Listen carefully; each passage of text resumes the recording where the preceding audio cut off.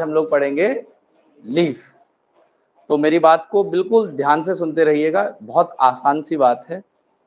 ये dicot leaf है, monocot leaf भी मैं बता दूंगा कैसी होती है और क्या क्या उसके फीचर्स हैं। तो ये आपके सामने अंदर ये एक लीफ है। इस लीफ के एक तो ये सरफेस दिखाई दे रहा है आपको और एक पीछे वाला सरफेस है। तो लीफ जनरली कैसे लगी होती है? ऐसे, पेड़ पे ऐसे ही तो लगी होगी। ये वाला जो सरफेस है वो ऊपर की तरफ होता है।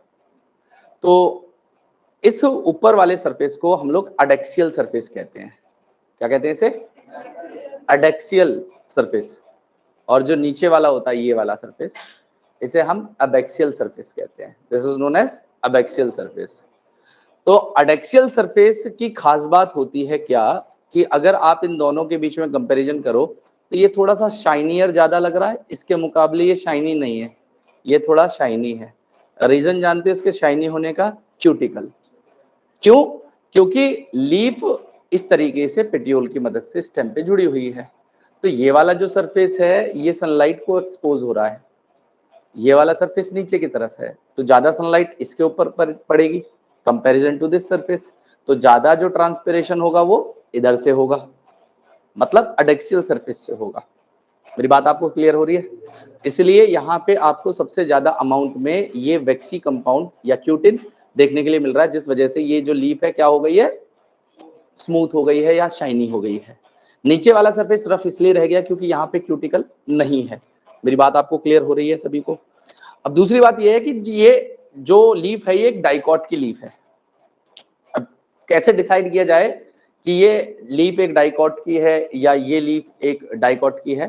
तो इसकी खास बात क्या है, इसमें एक बीच में मिडरिप जा रही है सेंटर में, इससे वेन्स निकल रही हैं और उस वेन से आप देखोगे तो छोटी छोटी विनलेट्स भी दिख रही हैं, वेन से विनलेट्स भी दिख रही होंगी आपको। तो मिडरिप बीच में, मिडरिप से वेन्स और वेन्स से जुड़े विनलेट्स। सिमिलरली यहाँ पे भी है, लेकिन इसमें ज्यादा अच्छी विनलेट्स और वेन्स आपको या मिडरिप देखने के लिए मिल पा रही होगी। मेरी बात आपको सभी को क्लियर है? चलिए, अब बात यह है कि डाइकॉट की लीफ में रेटिकुलेट वेनेशन है। ये क्या है? Reticulate venation. तो यहाँ पे आपको जो वेन और वेनलेट्स हैं उनका साइज भी अलग अलग है। जैसे सबसे बड़ी वेन ये बीच में जा रही थी, ये वाली, ये सबसे बड़ी साइज की है। तो अगर मैं इसे काट दूंगा तो इसके अंदर सबसे बड़े वस्कुलर बंडल होंगे। अगर मैं इसकी जो साइड से वेन जा रही है, मतलब ये वाली जो वेन जा रही है, इसको कट करूंगा तो इसके कंपैरिजन में इसके वस्कुलर बंडल थोड़े से छोटे हो जाएंगे।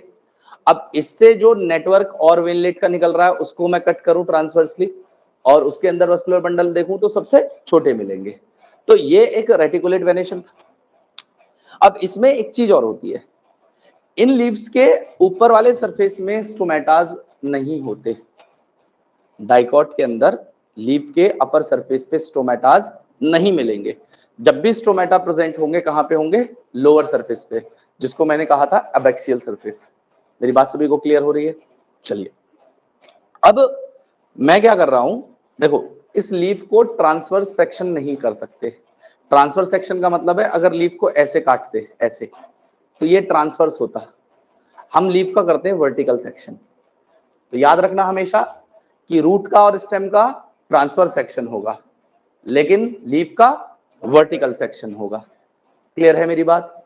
चलिए, अब मैंने क्या किया, इस लीफ का एक वर्टिकल सेक्शन कर दिया, मतलब मैंने इसको साइड से इस तरीके से कट कर दिया, वर्टिकली मैंने इसको काट दिया। अब वर्टिकल सेक्शन करने के बाद में ध्यान से सुनिएगा, इस लीफ में मुझे तीन मेन चीजें हैं जो पढ़नी होंगी। सबसे पहला तो मुझे पढ़ना है इस लीफ के अंदर एपिडर्मिस को। एपिडर्मिस इस लीफ में दो जगह है, ऊपर वाले सरफेस की एपिडर्मिस और नीचे वाले सरफेस की एपिडर्मिस।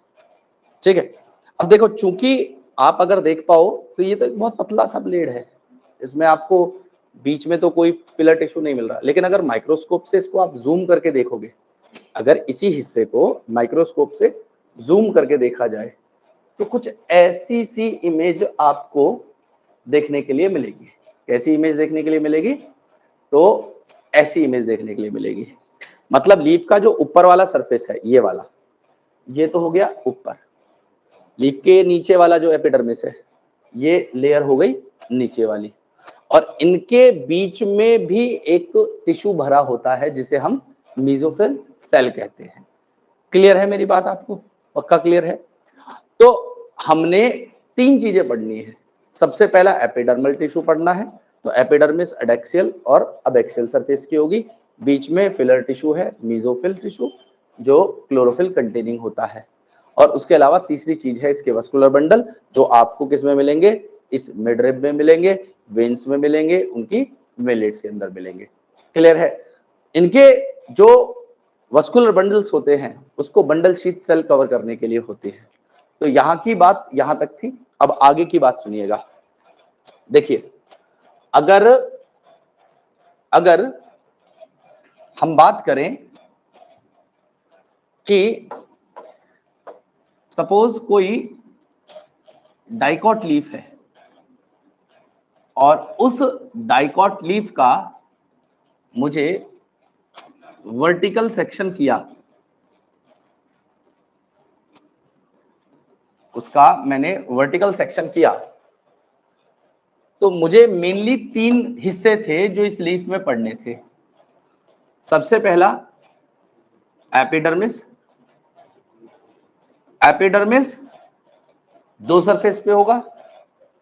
जैसे ये लीफ है तो इस लीफ का जो ऊपर वाला सरफेस है इसकी एपिडर्मिस, और नीचे वाला जो सरफेस होगा उसकी एपिडर्मिस। ऊपर वाले सरफेस को मैंने कहा था एडेक्सियल और नीचे वाले को कह दिया था अबैक्सियल सरफेस। क्लियर है? तो एपिडर्मिस जो होगी वो दो होंगी, एडेक्सियल जो कि अपर सरफेस होगा, ये एडेक्सियल सरफेस पे आपको क्यूटिकल देखने के लिए मिलेगा, और दूसरा आपको यहां पे कोई स्टोमेटा नहीं मिलता है।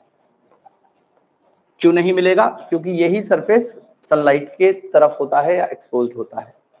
नीचे वाला जो सरफेस होता है उसे हम कहते हैं अबैक्सियल सरफेस या लोअर सरफेस, और यहां पे भी क्यूटिकल होगा, लेकिन इसके पास में क्यूटिकल या क्यूटिन ज्यादा होगा, और यहां पे आपको कुछ स्टोमेटास मिल जाएंगे, कुछ स्टोमेटास अबैक्सियल सरफेस पे आपको मिल जाएंगे। दूसरा, जब मैंने लीफ को साइड से कट किया था, मतलब कैसे कट किया था, ऐसे, ये जो कट किया था वर्टिकली कट किया था, तो मैं ये वाला जो हिस्सा है इस वाले हिस्से को ऐसे बना रहा हूं। ठीक है? तो इधर देखिएगा, इधर देखिएगा, ये मैंने ऊपर वाला सरफेस बना दिया, इसकी एपिडर्मिस बना दी, और ये नीचे वाला सरफेस बना दिया। ठीक है? और यहां पे मैंने एपिडर्मिस बना दी। अच्छा, एपिडर्मिस बनाई है तो बीच में मैं हल्का सा स्पेस भी छोड़ दे रहा हूं। ये स्पेस जो होगा, ये स्पेस जो होगा ये स्टोमेटा के लिए, या स्टोमा आपकी किताब में लिखा हुआ है, वो स्टोमा वाला सरफेस मैंने ये छोड़ दिया। ठीक है जी? बीच में ये दोनों तो एपिडर्मिस होगी, ऊपर वाला नीचे वाला एडेक्सियल एबैक्सियल। नीचे बीच में जो भरा होगा टिश्यू उसे मैं कह रहा हूं मेसोफिल सेल्स। तो दूसरी जो चीज आपको यहां पे मिलती है किसी भी लीफ में वो है मेसोफिल सेल। दूसरी चीज जो यहां पे मिलेगी वो है मेसोफिल सेल। मेसोफिल सेल यहां पे हम लोग जब ग्राउंड टिश्यू पढ़ रहे थे तो वहां पे बताया था क्लोरोप्लास्ट कंटेनिंग सेल्स होती है, और फोटोसिंथेसिस में सबसे ज्यादा रोल यही मेसोफिल रोल प्ले करती है। तो ये मेसोफिल के भी दो टाइप होते हैं, एक होती है पेलिसेड मेसोफिल, पेलिसेड मेसोफिल, इनकी शेप ऐसी होती है, ऐसी लॉन्ग कॉलम लाइक। ठीक है जी? और दूसरी वाली जो होती है उन्हें कहते हैं स्पॉन्जी मेसोफिल। स्पॉन्जी जो मेसोफिल होती है ये ओवल होती है या राउंड होती है, ओवल होती है, राउंड होती है। तो आपको यहाँ पे क्या देखने के लिए मिलेगा इस मेसोफिल में, जो ऊपर वाली सेल्स भरी हुई हैं वो तो होती हैं जो अबैक्सियल सरफेस, एडैक्सियल सरफेस की तरफ होती है, अपर सरफेस की तरफ होती है, वो तो होती है स्पॉन्जी।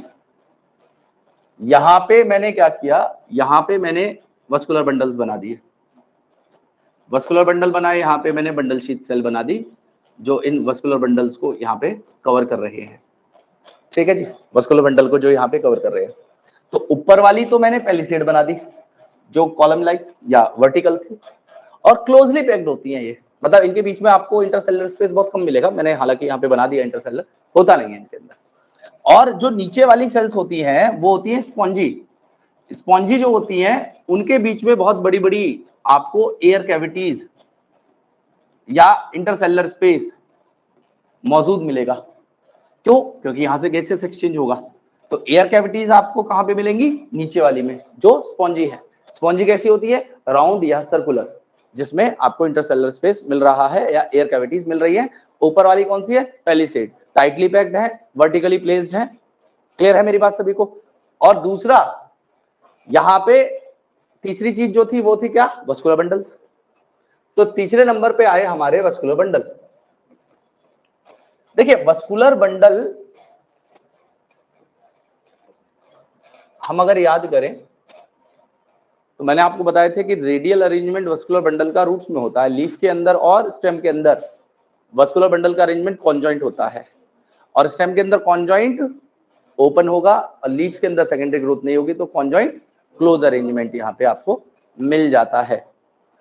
अब ये जो वस्कुलर बंडल्स हैं, इन वस्कुलर बंडल का साइज भी वेरी करता है। क्यों वेरी करता है? क्योंकि चूंकि ये डाइकॉट लीफ है तो यहाँ पे आपको रेटिकुलेट वेनेशन मिलेगा, और रेटिकुलेट वेनेशन अगर किसी लीफ में है, अगर रेटिकुलेट वेनेशन किसी लीफ में है तो मिडरिप सबसे बड़ी होती है, उससे छोटी उससे निकलने वाली वेन्स होती हैं, और उन वेन से छोटी विनलेट्स होती हैं, उनसे छोटी क्या होती हैं? विनलेट्स होती हैं, उनसे छोटी विनलेट्स होती हैं। मेरी बात आपको क्लियर हो रही है? तो अगर आप इस मिडरिब वाले पार्ट को कट करते हैं तो इसमें जो वस्कुलर बंडल्स मिलेंगे उनका साइज सबसे ज्यादा होगा। इसको अगर कट करते हैं तो उसमें वस्कुलर बंडल का साइज इसके कंपैरिजन में थोड़ा छोटा होगा, और अगर आप इन्हें कट करते हैं तो यहाँ पे सबसे छोटे साइज के वस्कुलर बंडल मिल जाएंगे। यहां तक की बात क्लियर है? तो आइए एक बार ये जो मैंने सारी बातें बताई इसको स्लाइड से देखिए जो एनसीईआरटी के अंदर बताया गया है, और वहां देखेंगे कि हमें क्या क्या जो पॉइंट्स थे वो इसमें पढ़ने थे। तो इसमें देखिए आपके सामने लिखा हुआ है कि डाइकॉट या डॉर्सिवेंट्रल लीफ के अंदर आपको क्या मिलेगा। अगर आप वर्टिकल सेक्शन करते हैं किसी लीफ लेमिना का तो 3 पार्ट होते हैं, एपिडर्मिस, मेसोफिल और वस्कुलर बंडल। दूसरा मैंने बताया था कि एपिडर्मिस दोनों अपर और लोअर सरफेस को कवर करता है। अपर सरफेस को हम लोग क्या कह रहे हैं? एडैक्सियल सरफेस, और लोअर को क्या कह रहे हैं? Abaxial surface. और इसके ऊपर कॉन्स्पिकुअस, कॉन्स्पिकुअस मैंने बार बार टर्म यूज कर रहा हूं, जो विजिबल हो। कॉन्स्पिकुअस क्यूटिकल इसके ऊपर मिल जाएगा। एडैक्सियल सरफेस के ऊपर ज्यादा स्टोमेटा होते हैं। अबैक्सियल सरफेस मतलब नीचे वाले सरफेस पे आपको लोअर सरफेस सबसे ज्यादा स्टोमेटा मिलेंगे, ऊपर वाले सरफेस पे स्टोमेटा हो भी सकते हैं या जनरली नहीं होंगे। तो एडैक्सियल सरफेस पे स्टोमेटा या तो बहुत कम होंगे या नहीं होंगे। मेसोफिल सेल जो बीच में भरी हुई थी, ये टिश्यू था जो अपर और लोअर एपिडर्मिस के बीच में प्रेजेंट था, और ये किसका बना हुआ था? पेरेन्काइमा का बना हुआ था। पेरेन्काइमेटस सेल से सिंपल सबसे। ये बेसिकली क्लोरोप्लास्ट कंटेनिंग और फोटोसिंथेसिस परफॉर्म करेंगी। 2 तरीके की होंगी, पैलिसेड और स्पॉन्जी। तो पैलिसेड कौन सी होंगी? जो एडैक्सियली अपर सरफेस से जो लगी हुई है, ये vertical adaxially placed elongated cells vertically parallel to each other present होने वाली, कौन सी हो गई? पैलिसेड। स्पॉन्जी नीचे वाली कैसी है? ये ओवल या राउंड, लूजली अरेंज्ड, वो कैसे? Tightly arranged. ये बिलो पैलिसेड सेल्स होंगी और ये लोअर एपिडर्मिस के पास एक्सटेंड करती हैं, और इनके बीच में आपको न्यूमरस स्पेस या एयर कैविटीज देखने के लिए मिलेंगी। और फाइनली आता है वस्कुलर बंडल, या वस्कुलर बंडल आपको वेन और मिडरिप के अंदर देखने के लिए मिलेगा। Size of vascular bundle depend करता है किसके ऊपर? साइज ऑफ वेन्स के ऊपर। और मैंने आपको बताया था कि वेन वेरी करती हैं थिकनेस में, किसमें? रेटिकुलेट वेनेशन में। कैसे? मिडरिप बड़ी, वेन उससे छोटी, वेनलेट उससे छोटी। तो वेरी कर रही है, जिसके अंदर आप वस्कुलर बंडल को देख रहे हो आपको वहां पे उसी हिसाब का वस्कुलर बंडल देखने के लिए मिल रहा है। और इन वस्कुलर बंडल्स को कवर करने के लिए कौन सी सेल प्रेजेंट है? बंडल शीथ सेल प्रेजेंट होती है। कौन सी? बंडल शीथ सेल प्रेजेंट है। तो आप देखिए डायग्राम में, ये बड़ा सा डायग्राम है आपके सामने। ये सबसे ऊपर वाला सरफेस था एडेक्सियल, जिसपे क्यूटिकल थी ज्यादा अमाउंट में। नीचे वाला था एबैक्सियल, जिसमें आपको स्टोमा या स्टोमेटा देखने के लिए मिल रहा है। उसके अलावा ऊपर वाली पेलिसेड मेसोफिल सेल्स है, नीचे वाली स्पॉन्जी मेसोफिल सेल है। स्पॉन्जी मेसोफिल सेल में एयर कैविटी प्रेजेंट है, और स्टोमेटा के पास में जो ये स्पेस बन जाता है उसे सबस्टोमेटल कैविटीज कह देते हैं। बीच में आपको ये वस्कुलर बंडल मिल रहे हैं। वस्कुलर बंडल में जाइलम फ्लोएम ऑब्वियस सी बात है होंगे, और इसको कवर कर रही है कौन? Bundle sheath cell. तो डाइकॉट लीफ बहुत इजी थी, आपने समझी। अब आते हैं मोनोकॉट लीफ के ऊपर। मोनोकॉट लीफ डाइकॉट लीफ से कैसे अलग होगी? तो आइए मोनोकॉट लीफ को भी आपको मैं समझा दे रहा हूं। तो हम बात कर लेते हैं मोनोकॉट लीफ की।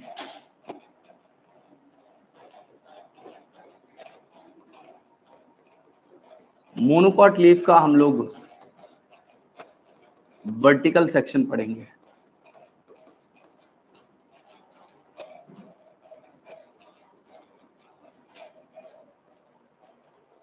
देखिए, जो डाइकॉट की लीफ होती है ना, उसे हम डॉर्सीवेंट्रल लीफ कहते हैं, क्योंकि उसके दोनों सरफेस जो होते हैं थोड़े अलग थे। एक पे क्यूटिकल ज्यादा था, एक पे स्टोमेटास ज्यादा थे। ऐसी लीफ डॉर्सीवेंट्रल लीफ कहलाती है। इनकी लीफ को कहते हैं आइसोबाइलेटरल लीफ। इसके दोनों सरफेस लगभग एक समान होते हैं, मतलब स्टोमेटास आपको दोनों सरफेस पे मिलेंगे। उस पे क्या हो रहा था, एक सरफेस पे स्टोमेटास नहीं थे, दूसरे पे मिल रहे थे। यहाँ पे स्टोमेटास अपर और लोअर, एडेक्सियल और एबैक्सियल, अपर और लोअर दोनों सरफेस पे आपको मिल रहे हैं। इनकी जो अदर फीचर्स हैं वो लगभग सेम होंगे, क्यूटिकल भी इनके पास में होगा, लेकिन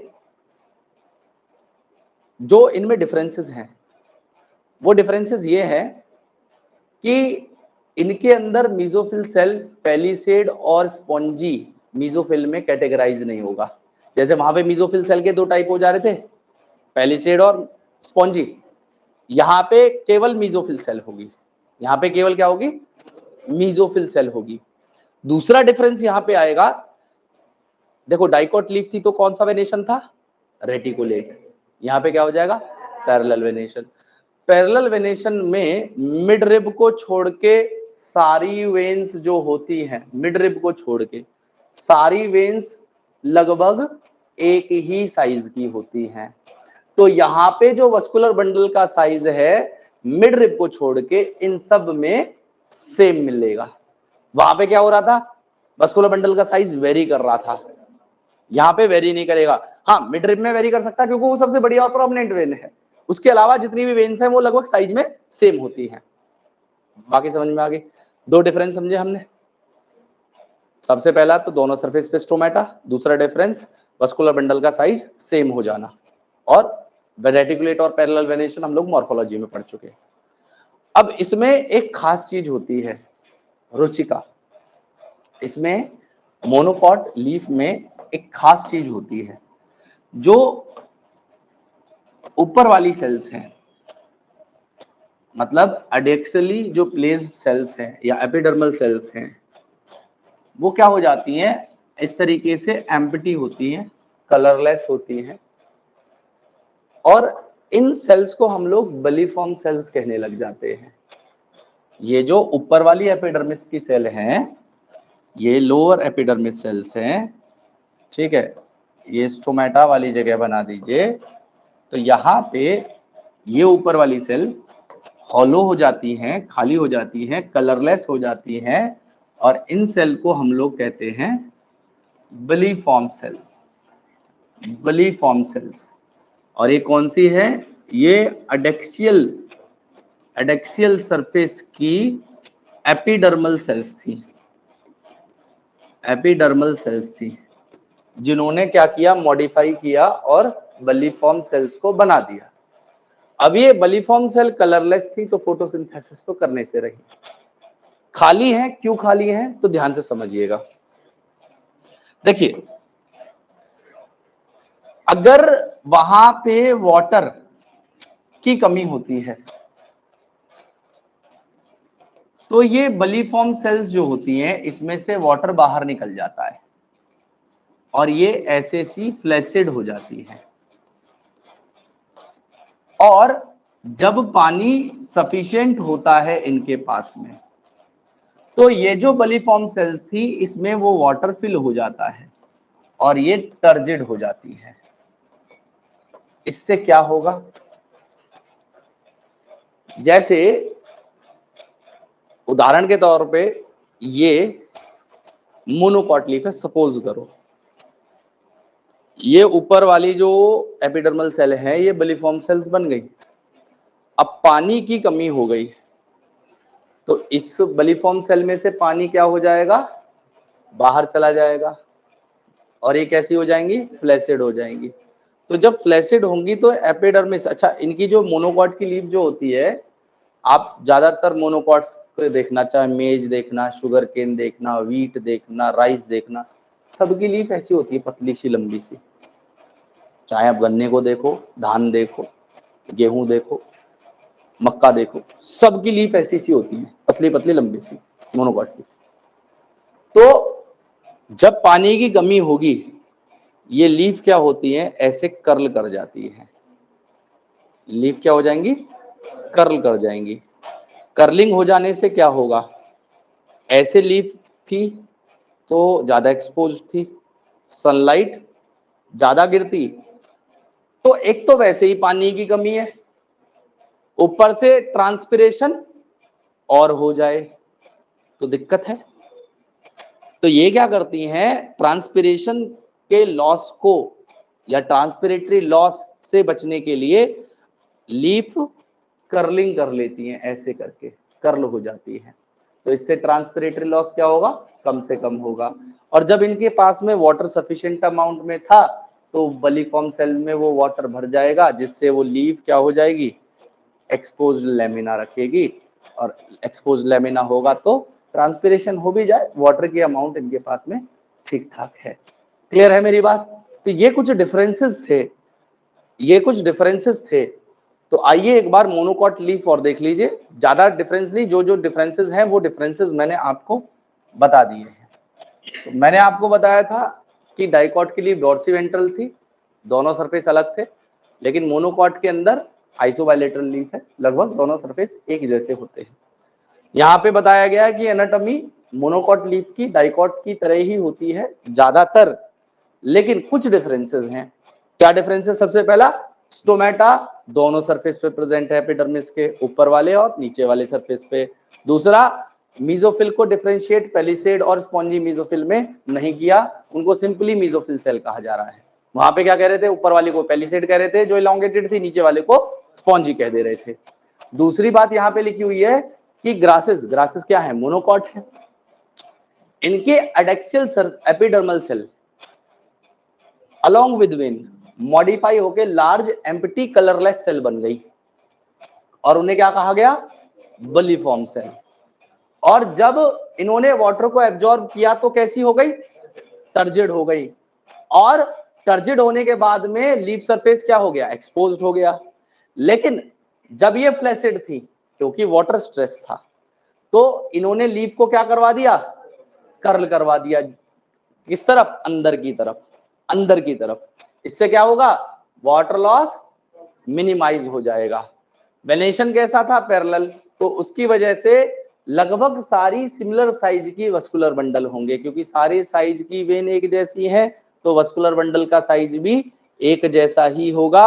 और मेन वेन को छोड़ के, मेन मतलब मिड वेन को छोड़ के, मिड रिब को छोड़ के सारी वेन्स का साइज लगभग सेम है।